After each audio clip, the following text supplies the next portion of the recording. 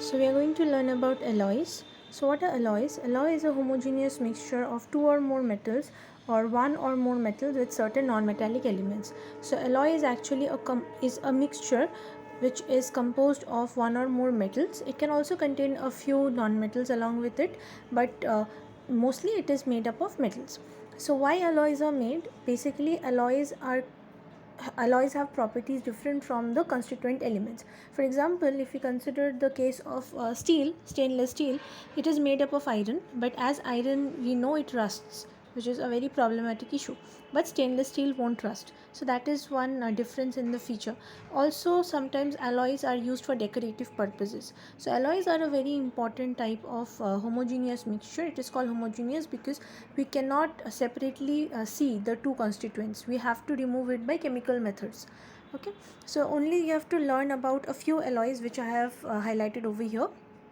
So for aluminium you have to study duralumin and magnesium. For iron you have to study stainless steel. For zinc and copper you have to study brass and bronze, and for lead you have to study solder or fused metal. So you don't have to remember the percentage composition, you just have to remember which elements are present in it. So let's read. Properties and basically uses are essential, but we will also read the properties just for information. So first of all, duralumin, it consists of elements aluminium, copper, magnesium and manganese. It is quite light, but it is very strong, and it is not corroded easily, it does not rust, and moreover it is highly ductile. It can be made into wires very easily. So why it is used, where it is used?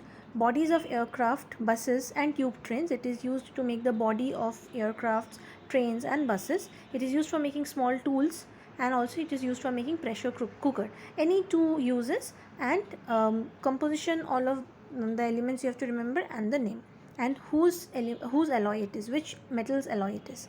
Next is magnesium. As the name suggests, it contains aluminium as well as magnesium. It is also corrosion free, it does not get rusted, it is very light and strong.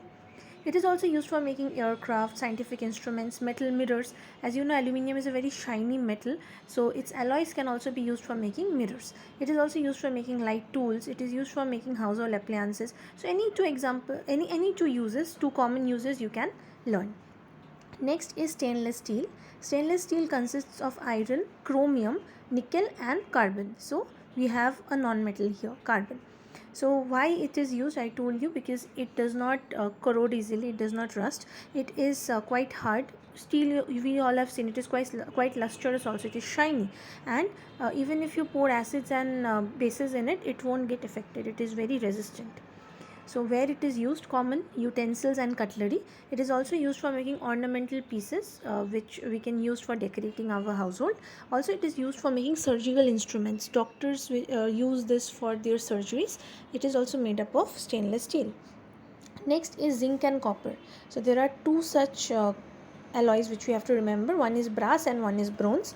Brass is made up of copper and zinc only, but bronze is made up of copper, zinc and tin. Sn is tin. Both of them, again, they are very shiny in color. They can resemble gold actually, and they can easily be made, they can easily be cast, and both of them can resist corrosion. They do not get corroded, they do not get affected by the oxygen in the air, they do not rust.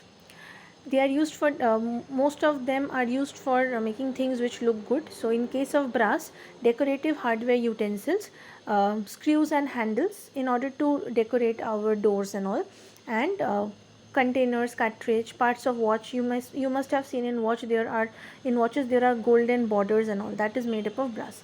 And bronze are used for making medals. First of all, we all know that there are three types of medals, and bronze is the third one. So medals, statues, utensils, coins also. There are bronze coins also. Bronze coins used to be made in the olden days also. So these are the uses of bronze.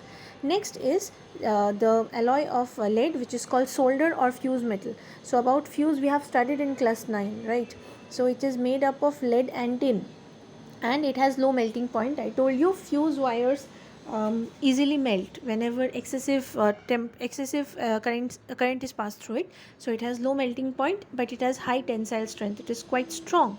and it is used for two purposes, for making fuse wires and also for welding purposes, for joining two metals. So these are the few alloys that you have to remember. Other than this, nothing is required. None of the other alloys you have to remember here.